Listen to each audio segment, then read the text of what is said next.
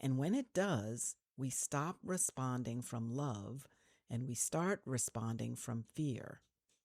Fear of disappointing people, fear of conflict, fear of rejection, fear of letting go, fear of being seen as selfish, fear of endings. And so, what do? We keep giving.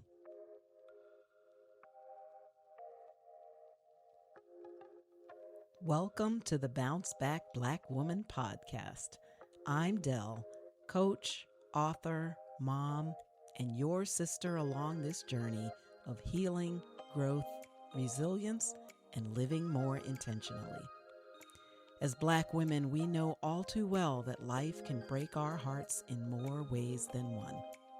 But here in this space, we heal, grow, rebuild, and bounce back together.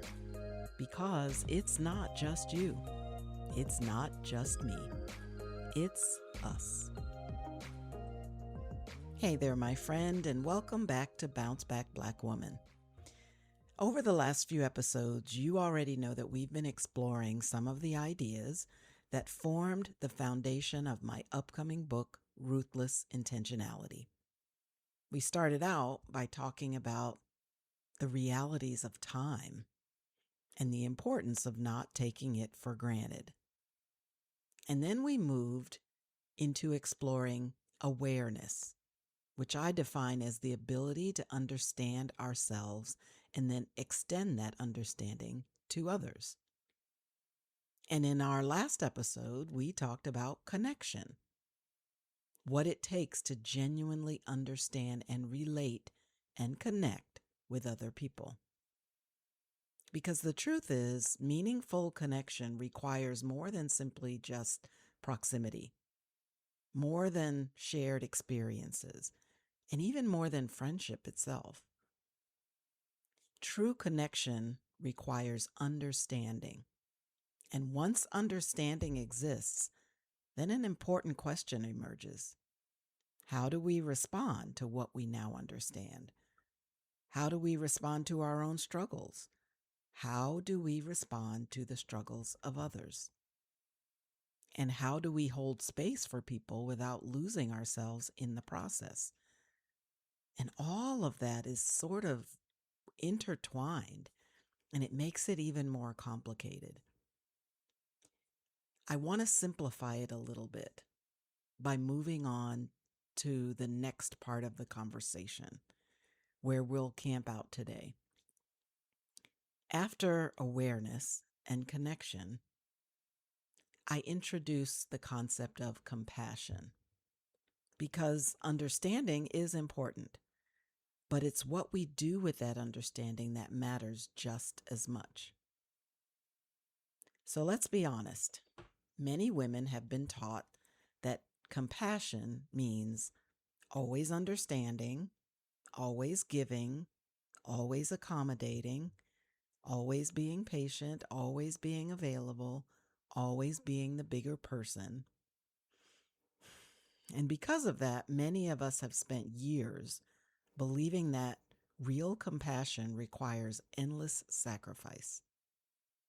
I know that I did, especially in relationships.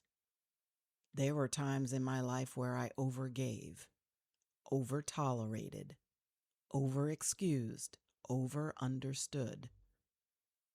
Not because I lacked compassion, but because I was desperately trying to avoid walking away. Maybe if I was just more patient, maybe if I was just more understanding, maybe if I just gave it more time, or loved harder, or carried more of the weight. And honestly, I know that many women know exactly what I'm talking about when I say those words, and you might just be one of them. So now I want to talk about what happens when compassion loses its compass and starts to morph into all of those things that I just listed. The problem is that compassion can become distorted in our eyes and often in the eyes of society And when it does, we stop responding from love and we start responding from fear. Fear of disappointing people, fear of conflict, fear of rejection, fear of letting go, fear of being seen as selfish, fear of endings. And so, what do? We keep giving. We keep explaining away behavior, or we keep making excuses. We keep absorbing and carrying things that were never ours to carry. And eventually, something begins to happen inside of us. Resentment.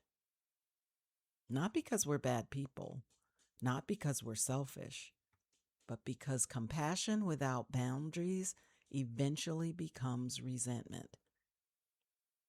Friend, that is such an important truth. I want us to sit with that for a minute. Compassion without boundaries eventually will turn into resentment. And the reason that's so important is that resentment is often a signal.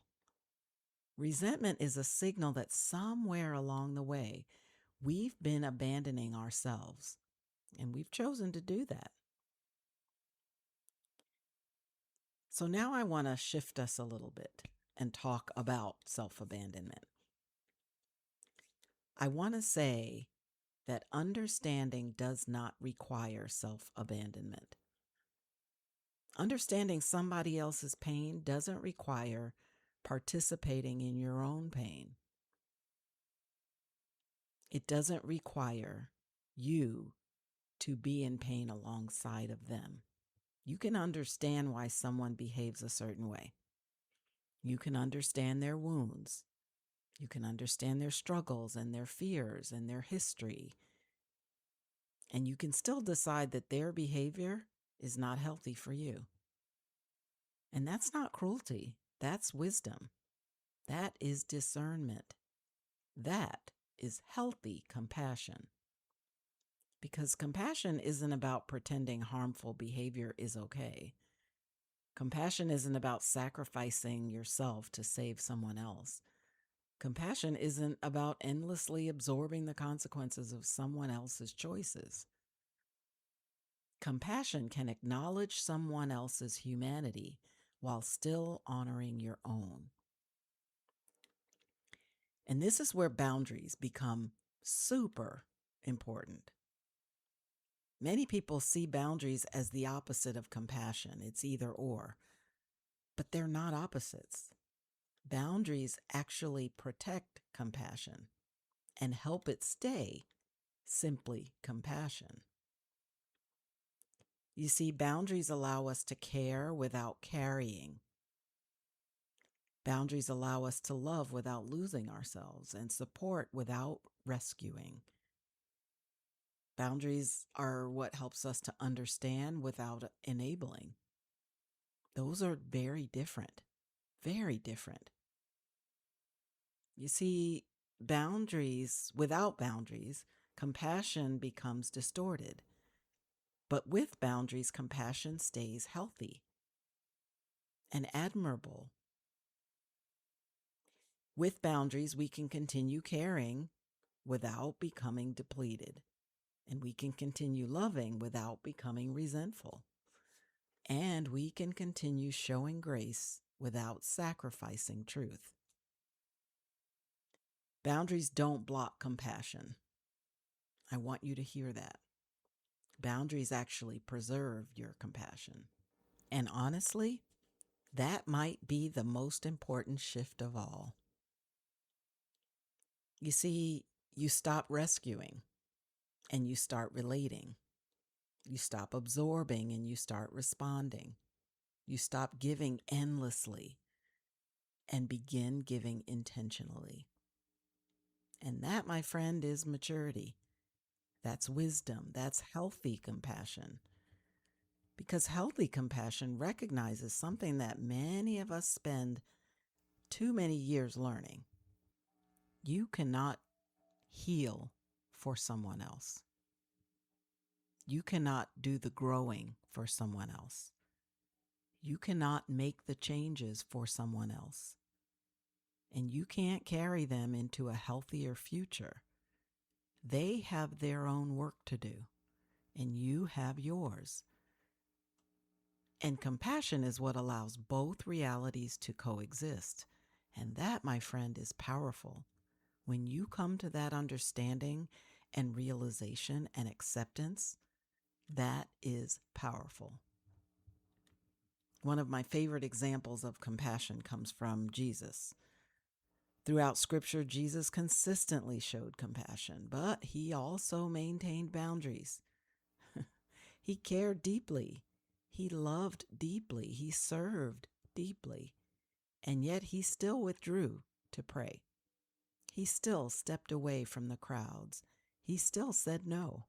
He still refused to be controlled by the demands of others. And that's important, because if perfect compassion required constant self-sacrifice without any limits, Jesus would have modeled that. But he didn't. Instead, he modeled compassion rooted in wisdom, compassion rooted in purpose, compassion rooted in truth. Compassion actually becomes painful when we believe that our worth is tied to how much we can carry on behalf of someone else. For generations, women have been praised for being strong and helpful and selfless and dependable and accommodating. And while those are not bad traits or qualities to embrace and embody, over time, we've begun to believe that being needed is the same thing as being loved. And they're not the same. And when we confuse the two, we start sacrificing ourselves to maintain relationships.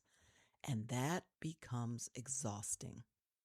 And eventually, resentment begins to grow where compassion once was. So today, my friend, I want you to ask yourself this question. Where am I in my life, perhaps confusing compassion with self-sacrifice? And then ask yourself this. What boundary might help me remain compassionate without expecting or requiring that I abandon myself? My friend, compassion should never require self-abandonment. And compassion without boundaries eventually will turn into resentment. So I want you to remember this. Compassion is beautiful. It's godly. It's Christ-like. Compassion matters. Compassion changes lives and touches hearts. But true compassion isn't about endlessly giving until there's nothing left of you. It's about caring deeply while remaining rooted in reality. It's about understanding without having to enable other people, supporting without rescuing. And I know there are many moms out there that need to hear that one. Compassion is loving without losing yourself. And my friend, when compassion is paired with healthy boundaries, something beautiful happens. You become capable of sustaining both your care for others and your care for yourself. And that's the kind of compassion that lasts. So I want you to remember that this week as you come across those around you who might need your compassion. And when you do, I want you to remember that it's not just you.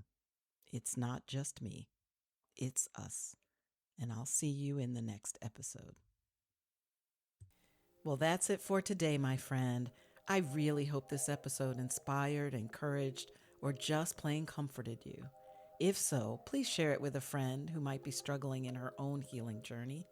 And if you take a moment to leave a quick review on Apple Podcasts, you'll help other women find encouragement through their heartbreak. Remember that God is holding your hand along this journey. And guess what? I'm holding the other. Life is short, so bounce back, Black woman.